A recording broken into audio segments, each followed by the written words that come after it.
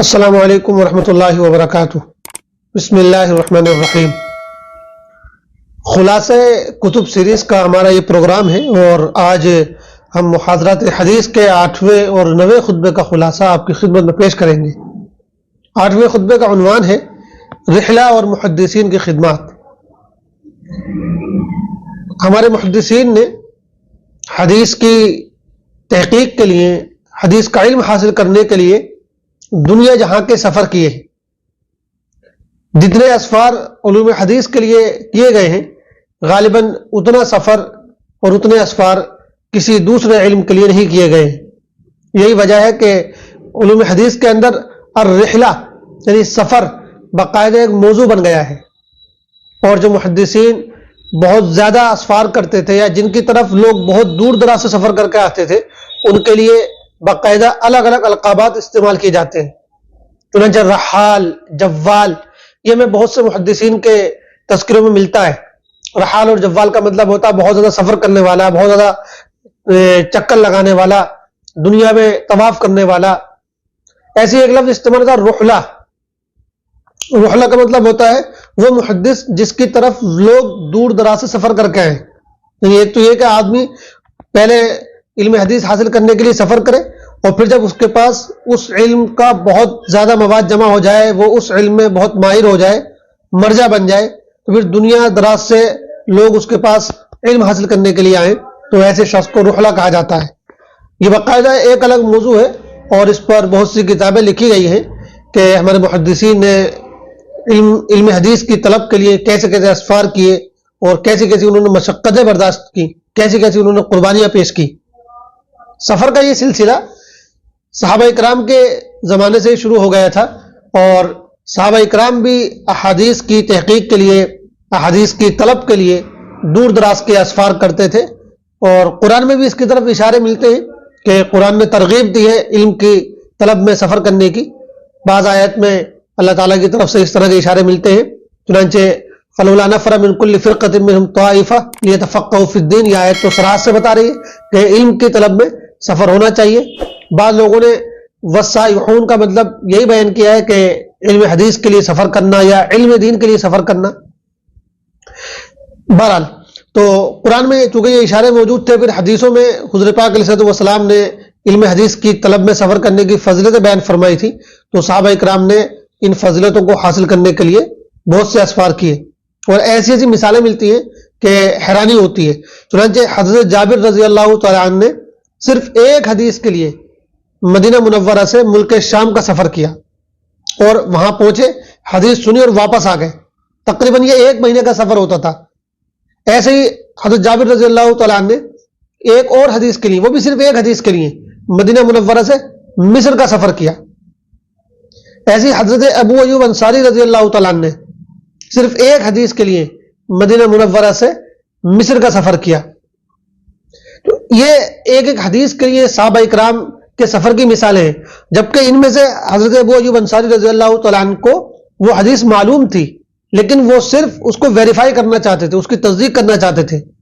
تو حدیث پہلے سے معلوم ہے لیکن صرف ویریفائی کرنا چاہ رہے ہیں، اس کے لیے جو ہے وہ مدینہ منورہ سے مصر تک کا سفر کرتے ہیں۔ تو صحابہ اکرام میں بھی اس طرح کی مثالیں ملتی ہیں بہت ساری۔ پھر جب تابعین کا دور آیا تو پھر یہ سلسلہ بہت آگے بڑھ گیا، اور تابعین نے تو اتنے زیادہ اسفار کیے کہ ان سب کی طرف اشارہ کرنا بھی ممکن نہیں ہے۔ حضرت علقمہ اور حضرت اسود نخعی، یہ 2 بڑے مشہور تابعی ہیں، انہوں نے کئی مرتبہ کوفہ سے مدینے کا سفر کیا، کئی مرتبہ۔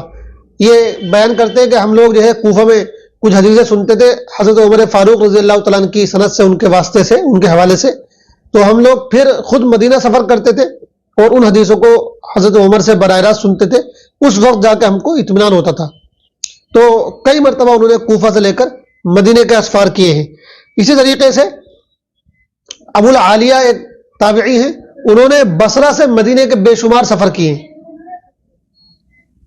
اسی طرح ابن دیلمی ایک محدث ہیں، تابعی ہیں، انہوں نے فلسطین سے صرف ایک حدیث کے لیے مدینے کا سفر کیا۔ ان کو پتہ چلا کہ حضرت عبداللہ ابن عمرو بن عاص رضی اللہ تعالیٰ عنہ کے پاس کوئی حدیث ہے، وہ فلسطین سے مدینہ آئے، مدینہ پہنچے تو پتہ چلا کہ عبداللہ ابن عمرو جو ہے وہ مکہ چلے گئے، تو وہ ان کے پیچھے پیچھے مکہ چلے گئے، جب مکہ پہنچے تو پتہ یہ چلا کہ حضرت عبداللہ ابن عمر طائف چلے گئے، چنانچہ وہ بھی مکہ چھوڑ کر طائف چلے گئے اور طائف میں جا کر ان سے وہ حدیث سنی۔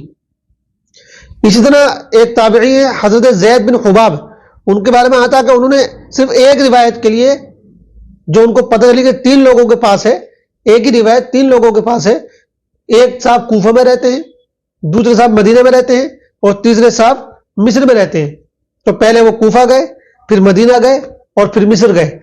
ایک ہی روایت کو 3 جگہ سے انہوں نے حاصل کرنے کے لیے 3 الگ الگ شہروں کا، وہ بھی جو اتنے دور دراز تھے، ان کا سفر کیا۔ اس طرح کی بہت سی مثالیں ہمیں جو ہے تابعین کے تذکرے میں ملتی ہیں۔ اسی طرح تبع تابعین کا جب دور آیا تو پھر تو یہ سلسلہ اور بھی دراز ہوتا چلا گیا، اور تبع تابعین نے تو ایسے اسفار کیے اور ان اسفار میں ایسی قربانیاں پیش کی جن کی نظیر، جن کی مثال پوری انسانی تاریخ میں پیش نہیں کی جا سکتی ہے۔ ایک تبع تابعی حافظ ابن مندہ رحمہ اللہ، ان کے بارے میں آتا کہ انہوں نے 3 بر اعظموں کا سفر کیا، اور 3 بر اعظموں کا سفر کر کے جب وہ واپس آئے ہیں تو ان کی کتابیں 40 اونٹوں پر لدی ہوئی تھیں، 40 اونٹوں پر ان کی کتابیں لدی ہوئی تھیں۔ اتنا زیادہ انہوں نے علم حاصل کیا اس سفر کے درمیان۔ تو اس سے یہ اندازہ ہوا ہوگا کہ ہمارے علماء نے، ہمارے محدثین نے حدیث کی طلب کے لیے کتنے زیادہ اسفار کیے اور کتنی دور دراز کے اسفار کیے۔ یہ جو اسفار ہمارے محدثین کرتے تھے اس کے مختلف مقاصد ہوتے تھے، یعنی صرف یہ نہیں کہ بس کوئی حدیث ان کو معلوم کرنی ہے، بلکہ حدیث سے متعلق مختلف ان کے مقاصد ہوتے تھے جن کے لیے وہ یہ اسفار کرتے تھے۔ چنانچہ اس طرح کے کئی مقاصد جو ہے وہ علماء نے، محدثین نے بیان کیے ہیں۔ ایک تو اس کا مقصد ہوتا تھا وحدت اسناد، یعنی ایک حدیث کئی سندوں سے آئی ہے لیکن اس کا مرکزی جو راوی ہے وہ کوئی ایک ہے، تو مختلف جگہ سفر کر کے پھر اس راوی تک پہنچنا تاکہ سند کی وحدت حاصل ہو جائے۔ ایک مقصد ہوتا تھا وحدت اسناد۔ دوسرا مقصد ہوتا تھا اشتراک روایات، یعنی جو مختلف لوگوں کے پاس مختلف روایات ہیں وہ روایت ہم تک بھی پہنچ جائیں اور ہم بھی ان روایت میں شریک ہو جائیں، تو روایت میں اشتراک ہو جائے۔ ایک بڑا مقصد یہ ہوتا تھا۔ ایک تیسرا مقصد ہوتا تھا وحدت فکر، یعنی ان روایت کی بنیاد پر فکر ایک جیسی ہو جاتی تھی، فکر میں اتحاد پیدا ہو جاتا تھا۔ چوتھا مقصد ہوتا تھا وحدت عمل، کہ جب مختلف شہروں کا، مختلف ملکوں کا سفر کریں گے تو وہاں جو صحابہ یا تابعین یا تبع تابعین جو عمل کر رہے ہیں، جو پورے تسلسل کے ساتھ چلا آ رہا ہے، تو وہ عمل ہم تک بھی پہنچے گا، اور پھر ہم اپنے علاقے میں جائیں گے اور ہر آدمی دیکھنے والا اپنے علاقے میں جائے گا، تو وہ عمل جو اس نے صحابہ اور تابعین کو کرتے ہوئے دیکھا ہے وہ اپنے شہر میں لے کر جائے گا، اپنے ملک میں لے کر جائے گا، تو وہی عمل وہاں بھی جو ہے جاری ہو جائے گا۔ تو اس طریقے سے وحدت عمل یہ پیدا ہو جاتا تھا۔ اس مقصد سے بھی جو ہے لوگ سفر کیا کرتے تھے۔ لیکن ایک بہت اور اہم مقصد ہوتا تھا جس کو علو اسناد کہا جاتا ہے۔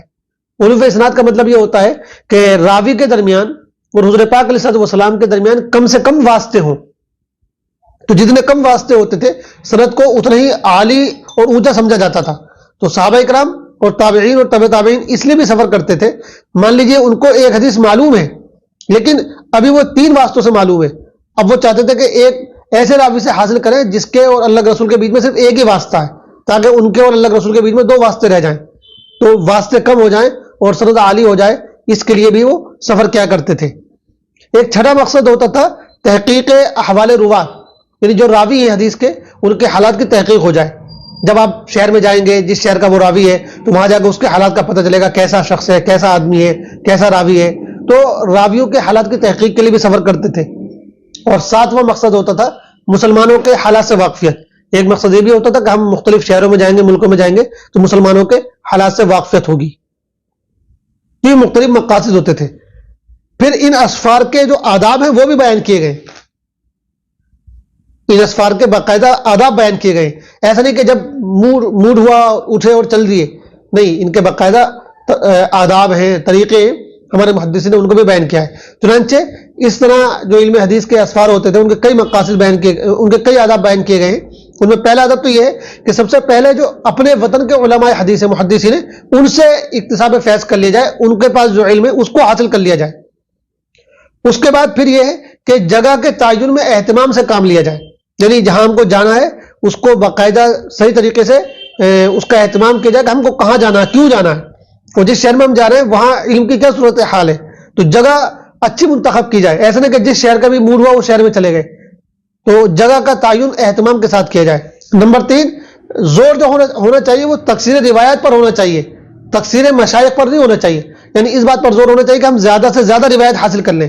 یہ مقصد نہ ہو کہ ہمارے مشائخ اور اساتذہ کی تعداد زیادہ ہو جائے جس کے ذریعے ہم کو فخر کرنے کا موقع ملے. ایک تیسرا ادب یہ ہے. چوتھا ایک ادب یہ ہے کہ اس علاقے کے اہل علم کے ساتھ مذاکرہ کیا جائے. اور پانچواں ایک ادب یہ ہے کہ جو سفر کے آداب بیان کیے جاتے ہیں ان کا خیال رکھا جائے. سفر کے آداب میں مثال کے طور پہ جو ہے کچھ لوگوں کے ساتھ میں سفر کیا جائے، اپنے ایک امیر منتخب کر لیا جائے، اور جو اس میں خرچہ کیا جا رہا ہے وہ حلال روزی سے خرچہ کیا جائے. یہ مختلف جو ہے آداب ہے جو بیان کیے گئے ہیں. اب اس خطبے کا آخری پہلو یہ ہے کہ محدثین نے کیا خدمات پیش کی، کیا قربانیاں دی ہیں ان علوم کے حاصل کرنے کے لیے اور سفر کرنے کے لیے. تو یہ بہت سے واقعات ہیں جن سے یہ اندازہ ہوتا ہے کہ ہمارے محدثین نے کیسے قربانیاں پیش کی ہیں. علامہ ابو حاتم رازی فرماتے ہیں کہ میں علوم حدیث کی طلب کے لیے پیدل سفر کرتا تھا تو اس کو گن لیا کرتا تھا. چنانچہ تقریباً 7,500 کلومیٹر تک کا سفر جو ہے وہ پہلے لکھتے رہے، پھر کہہ رہے میں نے لکھنا ہی چھوڑ دیا. تقریباً 7,500 کلومیٹر انہوں نے سفر کیا پیدل، اور پھر اس کے بعد انہوں نے لکھنا ہی چھوڑ دیا. اسی طرح امام محمد بن طاہر مقدسی، یہ بیت المقدس کے رہنے والے تھے، یہ سفر کرنے نکلے تو زاد راہ ختم ہو گیا اور بڑی ان کو پریشانیاں پیش آئیں. ایسے ابو حاتم رازی کا ایک سفر اور ملتا ہے کہ وہ اپنے ساتھیوں کے ساتھ سفر کرنے نکلے، زاد راہ ختم ہو گیا، راستے میں کچھ کھانے کو نہیں بچا تو بے ہوش ہو گئے. بے ہوشی کی حالت میں جیسے تیسے کر کے جو ہے مطلب بے ہوش پڑے رہے تو کوئی مل گیا، اس نے جو ہے کچھ کھلایا پلایا تو کچھ جان آئی. اس طریقے سے انہوں نے جو ہے اپنے سفر کو پورا کیا اور علم حدیث کو حاصل کیا. تو مختلف اس طرح کے جو واقعات ہم کو ملتے ہیں کہ انہوں نے اپنا بے پناہ پیسہ اس راہ میں قربان کر دیا. یحییٰ ابن معین کے بارے میں آتا ہے کہ ان کے والد 50 لاکھ روپے چھوڑ کر گئے تھے، وہ سارے کا سارا انہوں نے جو ہے علم حدیث کے لیے خرچ کر دیا. تو وقت کی قربانی، پیسے کی قربانی، اور بھوکا رہنا، پیاسا رہنا، لمبے لمبے سفر کرنا، یہ ساری چیزیں، ساری مشقت انہوں نے برداشت کی. اس پر بہت سی کتابیں لکھی ہوئی ہیں، ان کا مطالعہ کیا جائے گا تو یہ ساری چیزیں جو ہے ہمارے سامنے آئیں گی. تو یہ مختصر سا خلاصہ اور جھلک ہے ایک ہمارے محدثین کی خدمات اور ان کے اسفار کے سلسلے میں جو اس 8ویں خطبے میں پیش کیا گیا ہے. اس کے بعد 9واں جو خطبہ ہے اس کا عنوان ہے علوم حدیث. یعنی اس میں یہ بتایا گیا ہے کہ علوم حدیث میں کتنی شاخیں نکل گئی ہیں اور کتنی شاخیں پیدا ہو گئی ہیں. تو مختلف علوم اور مختلف پہلو جو ہے اس علم کے اندر پیدا ہو گئے. ان میں سے کچھ کا تذکرہ اس خطبے میں کیا گیا ہے، اور وہ بھی یہ بھی ذکر کر دیا گیا کہ اس خطبے میں جن پہلوؤں کا ذکر کیا گیا ہے وہ مکمل نہیں ہے، بلکہ وقت کی قلت کی وجہ سے بہت کم پہلو سامنے رکھے گئے ہیں اور بہت کم پہلوؤں کا تذکرہ ہو پایا ہے. آدھے سے زیادہ پہلو جو ہے وہ باقی رہ گئے. بہرحال تو جو اہم جو علوم پیدا ہوئے اس فن کے اندر ان کا مختصر تذکرہ اس طرح ہے. سب سے پہلے تو علم معرفت صحابہ، یعنی یہ باقاعدہ ایک علم بن گیا ہے، ایک فن بن گیا ہے کہ صحابہ کی شناخت کی جائے، کون سا راوی صحابی ہے اور صحابی نہیں ہے. پھر صحابہ کی شناخت کرنے کے ساتھ ساتھ صحابہ کے جو درجے ہیں ان کی شناخت کرنا. صحابہ کے درجے ایک تو زمانے کے اعتبار سے ہیں، یعنی کبار صحابہ، متوسط صحابہ اور صغار صحابہ، اور ایک درجہ بندی ان کی فضیلت کے اعتبار سے ہے. سب سے پہلے جیسے السابقون الاولون، پھر اس کے بعد جو ہے حضرت عمر کے اسلام لانے کے بعد مسلمان ہونے والے، پھر مہاجرین حبشہ. اس طرح فضیلت کے اعتبار سے بھی درجہ بندی کی گئی ہے. اسی طرح علم و معرفت تابعین، کہ تابعین کی شناخت ہو، تبع تابعین کی شناخت ہو، اور پھر تابعین میں بھی جو طبقے ہیں، درجہ بندی ہے، ان کی بھی شناخت ہونی چاہیے. تو تابعین میں بھی مختلف درجہ بندی کی گئی ہے. زمانے کے اعتبار سے ان میں بھی 3 درجہ بندیاں ہیں، کبار تابعین، متوسط تابعین اور صغار تابعین. تو یہ باقاعدہ ایک فن بن گیا ہے کہ صحابی کی شناخت ہو، کون سا راوی صحابی ہے کہ نہیں ہے، کون سا راوی تابعی ہے کہ نہیں ہے، کون سا راوی تبع تابعی ہے. چنانچہ یہیں سے پھر ایک اور پہلو پیدا ہوا جس کو کہا جاتا ہے تواریخ الروات، جس کو کہا جاتا ہے تواریخ الروات، یعنی راویوں کی پیدائش اور وفات اور ان کے اسفار کی تاریخیں. یہ ایک الگ فن ہے کہ کون سا راوی کب پیدا ہوا، اس نے کب جو ہے کہاں کا سفر کیا، کب اس کی وفات ہوئی. اس سے جو ہے تابعین یا تبع تابعین کی شناخت میں، ان کے تعین میں آسانی ہو جاتی ہے. تو ایک پہلو جو ہے اس علم کے اندر یہ بھی پیدا ہوا. اسی طرح تیسرا علم ہے اس کے اندر علم معرفت ضعیف، ضعیف حدیث کی شناخت. یہ ایک بڑا پیچیدہ اور مشکل علم ہے کہ ضعیف روایت کی پہچان کی جائے، پھر ضعیف کا کیا حکم ہے اس کو بیان کیا جائے۔ عام طور پر 3 نقطۂ نظر ملتے ہیں، بعض لوگ کہتے ہیں کہ ضعیف پر بالکل عمل نہیں کیا جائے گا، وہ اس کو بالکل رد کر دیا جائے گا۔ ایک نقطہ نظر یہ ملتا ہے کہ نہیں، ضعیف پر مطلقاً عمل کیا جائے گا، لیکن ایک معتدل نقطہ نظر ملتا ہے وہ یہ کہ ضعیف حدیث پر فضائل اعمال میں عمل کیا جائے گا، احکام وغیرہ میں عمل نہیں کیا جائے گا۔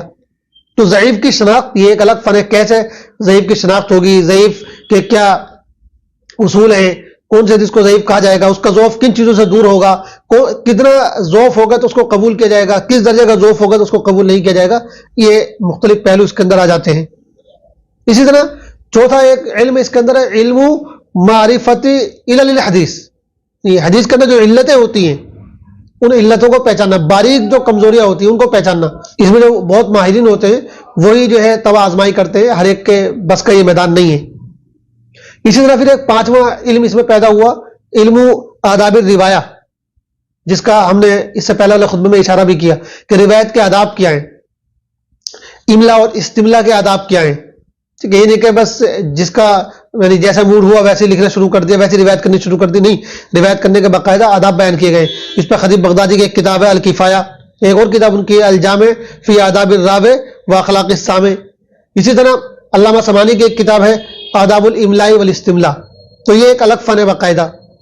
اسی طرح ایک بہت اہم فن ہے علم رفع تعارض، یعنی جب دو حدیثوں میں تعارض ہو، تضاد محسوس ہو تو اس تعارض کو کیسے رفع کیا جائے گا، کیسے دور کیا جائے گا۔